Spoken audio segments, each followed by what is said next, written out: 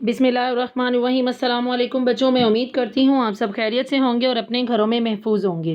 बेटा, जैसा कि आप सब जानते हैं कि कोरोना प्रॉब्लम की वजह से यूनिवर्सल हाई स्कूल ने ऑनलाइन लेक्चर्स का इंतज़ाम किया है। इस हवाले से मैं मिस इकरा क्लास 7 से आपको उर्दू पढ़ाऊँगी। ये हमारा उर्दू का 14th लेक्चर है। लेक्चर नंबर 13 में हमने देहाती और शहरी ज़िंदगी का फ़र्क मुकम्मल किया था चैप्टर, और उसी के मैंने बुक वर्क आपको करवाया था और होमवर्क में सवाल जवाब और जुमले करने के लिए दिए थे। मैं उम्मीद करती हूँ आपने अपना बुक वर्क भी अटेम्प्ट किया होगा और याद भी किया होगा, और इसके साथ ही अपना होमवर्क सवाल जवाब और जुमलों का भी किया होगा और सारा काम अच्छे से याद किया होगा। अब आते हैं अपने लेक्चर नंबर 14 की तरफ। मैंने आपको बताया था कि देहाती और शहरी ज़िंदगी का फ़र्क, जो कि सबक नंबर 3 है हमारा, उसका खुलासा भी हम अपने लेक्चर नंबर 14 में करेंगे। तो देखिए, यहाँ पर मैंने खुलासे की पिक्चर ऐड की है। सबसे पहले हम खुलासा करेंगे। सबक नंबर 3, देहाती और शहरी ज़िंदगी में फ़र्क। ठीक है, खुलासा। जो गर्मियों की तातीलात में अहमद गर्मियों की तातीलात में अपने ननिहाल गांव अपने घर वालों के साथ पहुंचा, वो गांव की हरी भरी फिज़ा देखकर बहुत खुश हुए। गांव में जाकर उन्हें मालूम हुआ कि गांव के लोग जल्द खाना खाकर सो जाते हैं, इसीलिए वो तंदुरुस्त होते हैं। शहर की ख़वातीन मोटी होती हैं, जबकि गांव की औरतें सारा दिन काम करने की वजह से दुबली पतली होती हैं। देहाती लोग सादा ग़ज़ा खाते हैं, जबकि शहरों में रहने वाले मुर्गन ग़ज़ाओं का ज़्यादा इस्तेमाल करते हैं। देहात के ज़्यादातर लोग खेती बाड़ी करते हैं और कुछ लोग मुलाजमत भी करते हैं, मगर इनकी तादाद बहुत कम है। गांव के लोग शहरियों की तरह बड़ी बड़ी इमारतों के बजाय छोटे छोटे मिट्टी के घरों में रहते हैं। खेती बाड़ी का सारा काम बैलों से लिया जाता था, मगर अब इनकी जगह मशीनें और आलात आ गए हैं। अब देहात बहुत ज़्यादा बदल गए हैं। कुछ कच्चे मकानात की जगह लोगों ने पुख्ता मकानात बना लिए हैं। देहात में सड़कों का जाल भी फैला दिया गया है। बहुत से देहात में बिजली पहुंचा दी गई है। असल में शहरों की आबादी बेतहाशा बढ़ चुकी है। पहले देहात में 75% यानी 75% लोग रहते थे। अब 70% यानी 70% लोग से भी कम लोग देहात में रह रहे हैं।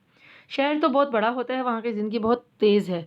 बाज़ औक़ात लोग अपने हमसाये तक से बेखबर होते हैं। देहात का अपना रहन सहन है और शहरों का अपना। देहात और शहर दोनों तरक्की करेंगे तो हमारा प्यारा वतन तरक्की करेगा। ये आपका खुलासा मुकम्मल हो गया। अब आते हैं हम अपने नेक्स्ट चैप्टर की तरफ। सबक नंबर 4, नज़्म व ज़ब्त, जो हमने स्टार्ट करना है। जी बेटिया, ये आपका है सबक नंबर 4, नज़्म व ज़ब्त। देखिए, मैं रीडिंग करने लगी हूँ। पेज नंबर है आपका 18।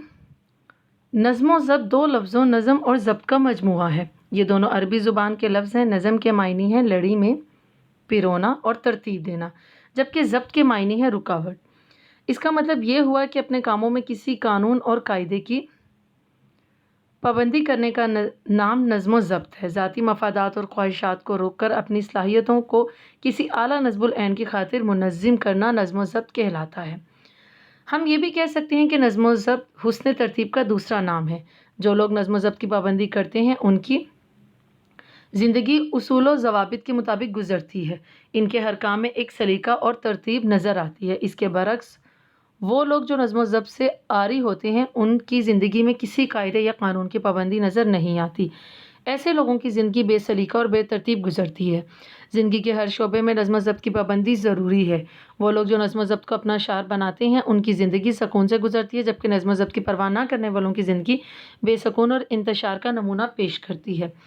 ज़िंदगी में वही लोग कामयाब होते हैं जो अपने काम की मनसूबाबंदी करते हैं और वक्त को बेहतरीन अंदाज में सर्फ करते हैं। नज़्म व ज़ब्त के बगैर ज़िंदगी में कोई कामयाबी हासिल नहीं की जा सकती।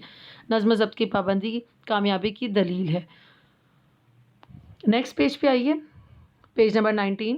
वो लोग जो नज़्म व ज़ब्त के आदी होते हैं, कामयाबी उनके कदम चूमती है। अल्लाह ताला का पैदा किया हुआ निज़ाम कायनात अपने अंदर एक ख़ास तरतीब रखता है।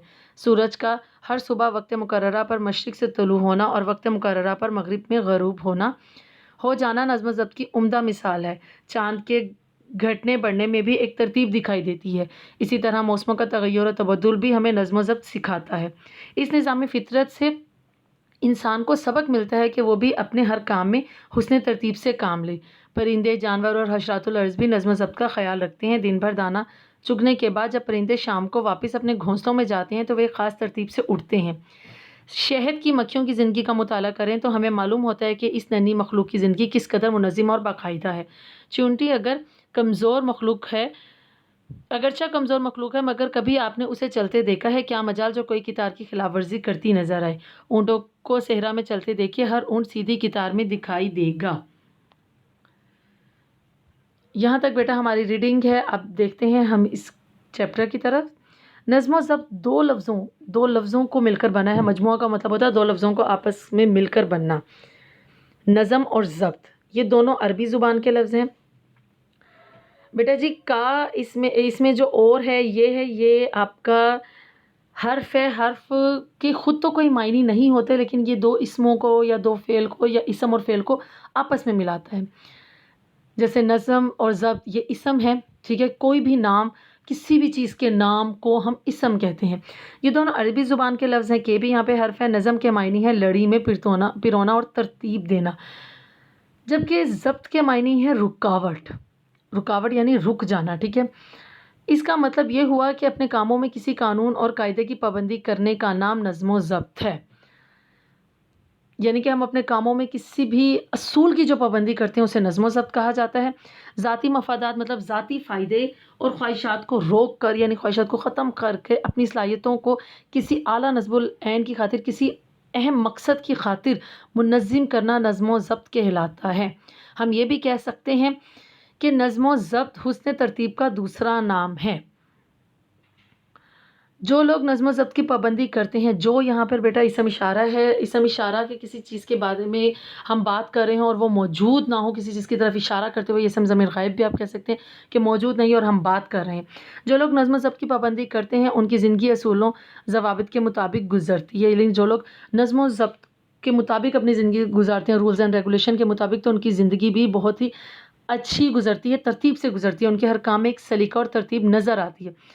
اس کے برعکس وہ لوگ جو نظم و ضبط سے عاری ہوتے ہیں یعنی نظم و ضبط کی پابندی نہیں کرتے، ان کی زندگی میں کسی قاعدے یا قانون کی پابندی نظر نہیں آتی۔ ایسے لوگوں کی زندگی بے سلیقہ اور بے ترتیب گزرتی ہے۔ زندگی کے ہر شعبے میں نظم و ضبط کی پابندی ضروری ہے۔ یعنی آپ کسی بھی فیلڈ میں جائیں زندگی کے، تو نظم و ضبط کی پابندی بہت ضروری ہے۔ جو لوگ نظم و ضبط کو اپنا شعار بنا لیتے ہیں، شعار کا مطلب ہوتا ہے اپنی عادت بنا لیتے ہیں، ان کی زندگی سکون سے گزرتی ہے، جبکہ نظم و ضبط کی پرواہ نہ کرنے والوں کی زندگی بے سکونی اور انتشار کا نمونہ ہے۔ انتشار کا مطلب ہوتا ہے بکھرا ہوا، ہر چیز کا بکھرا ہوا رہنا، بے ترتیب نمونہ پیش کرتی ہے۔ زندگی میں وہی لوگ کامیاب ہوتے ہیں جو اپنے کام کی منصوبہ بندی کرتے ہیں، یعنی پلاننگ کرتے ہیں کہ ہم نے کون سا کام کس طریقے سے کرنا ہے، وہی لوگ زندگی میں کامیاب ہوتے ہیں۔ منصوبہ بندی کرتے ہیں کا مطلب یہ فعل ہے، کام ہو رہا ہے۔ فعل کا مطلب ہوتا ہے کسی بھی کام کا کرنا یا ہونا، تو کرتے ہیں یعنی فعل ہے۔ اور وقت کو بہترین انداز میں صرف کرتے ہیں۔ صرف کرنا بھی فعل ہے۔ صرف کا مطلب ہوتا ہے گزارنا۔ نظم و ضبط کے بغیر زندگی میں کوئی کامیابی حاصل نہیں کی جا سکتی۔ نظم و ضبط کی پابندی کامیابی کی دلیل ہے، یعنی کامیابی کا ثبوت ہے۔ وہ لوگ جو نظم و ضبط کے عادی ہوتے ہیں، یعنی جنہیں نظم و ضبط کی عادت ہوتی ہے، کامیابی ان کے قدم چومتی ہے۔ اللہ تعالیٰ کا پیدا کیا ہوا نظام کائنات اپنے اندر ایک خاص ترتیب رکھتا ہے۔ اللہ تعالیٰ اسم معرفہ ہے، کسی خاص نام کو اسم معرفہ کہا جاتا ہے جس میں ہم اسپیسیفک نیم کی بات کریں۔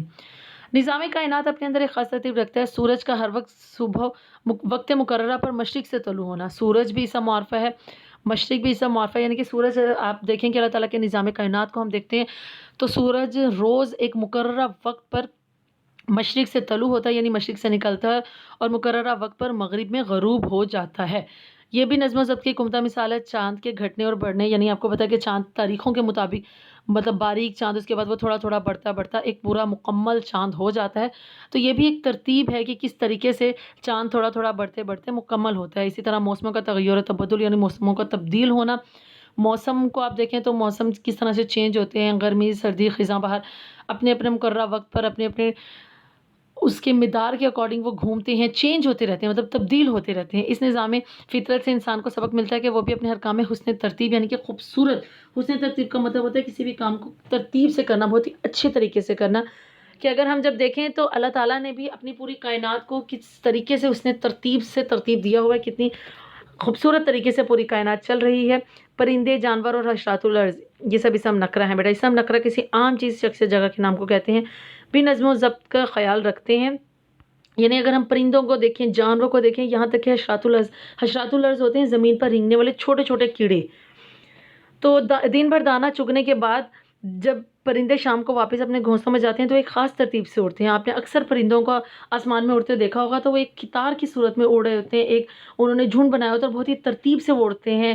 یہ نہیں کہ جیسے انسانوں میں ہوتا ہے کہ ایک دوسرے کو پیچھے کر کے بس آگے نکلنا، نہیں، وہ ایک ترتیب کے ایک رو میں جو ہے وہ اپنا کام کرتے ہیں. شہد کی مکھیوں کی زندگی کا مطالعہ کریں تو ہمیں معلوم ہوتا ہے کہ اس ننھی مخلوق کی زندگی کس قدر منظم اور باقاعدہ. یعنی اگر ہم ایک شہد کی مکھی کو بھی دیکھیں تو ہمیں پتہ چلے گا کہ یہ چھوٹی سی مخلوق بھی کس قدر اس کی زندگی میں جو ہے وہ نظم و ضبط پایا جاتا ہے. چونٹی اگرچہ کمزور مخلوق ہے، بہت ہی کمزور ہے، مطلب ہم ہاتھ لگائیں تو چونٹی مر جاتی ہے، وہ اتنی کمزور ہے، مگر کبھی آپ نے اس کو چلتے دیکھا ہے؟ آپ نے اکثر دیکھا ہوگا بیٹا آپ کے گھروں میں یا کہیں پر بھی ایک قطار میں چونٹیاں چل رہی ہوتی ہیں، وہ ایک ہی رو میں چل رہی ہوتی ہے. کوئی ادھر دونوں سائڈ سے بے شک جگہ بھی ہو لیکن وہ ایک دوسرے کو کراس کر کے آگے نہیں جائیں گی، وہ اسی رو میں چلتی رہیں گی. مجال ہے کہ کوئی خلاف ورزی کرتی نظر آئے تو اونٹوں کو صحرا میں چلتے دیکھیں. ہر اونٹ سیدھی قطار میں دکھائی دے گا. مطلب ہر جانور، ہر پرندہ، ہر حشرات الارض ایک نظم و ضبط کے مطابق انہوں نے بھی اپنی زندگی میں نظم و ضبط کو اہمیت دی اور اسی کے مطابق وہ اپنی زندگی گزارتے ہیں. یہاں تک بیٹا ہماری ریڈنگ مکمل ہوتی ہے. ہم نے جتنا پڑھا اس سے ہمیں کیا سبق ملتا ہے کہ نظم و ضبط انسان کی زندگی میں بہت اہمیت رکھتا ہے. جو انسان نظم و ضبط کے مطابق اپنی زندگی گزارتا ہے اس کی زندگی میں کامیابی اس کے قدم چومتی ہے. ہوم ورک میں آپ نے صرف اس چیپٹر کی ریڈنگ کرنی ہے اور سمجھنا ہے کہ ہم نے اس چیپٹر میں پڑھا کیا ہے. اور ہوم ورک کے لیے میننگز اور کچھ نہیں آپ کو دے رہی، آپ نے صرف ریڈنگ کرنا ہے اور سمجھنا ہے. انشاءاللہ لیکچر نمبر 15 میں ہم اس سبق کا بقیہ حصہ پڑھیں گے. سبق نمبر 4 نظم و ضبط کا. اس وقت تک اپنا بہت سارا خیال رکھیے. اللہ حافظ.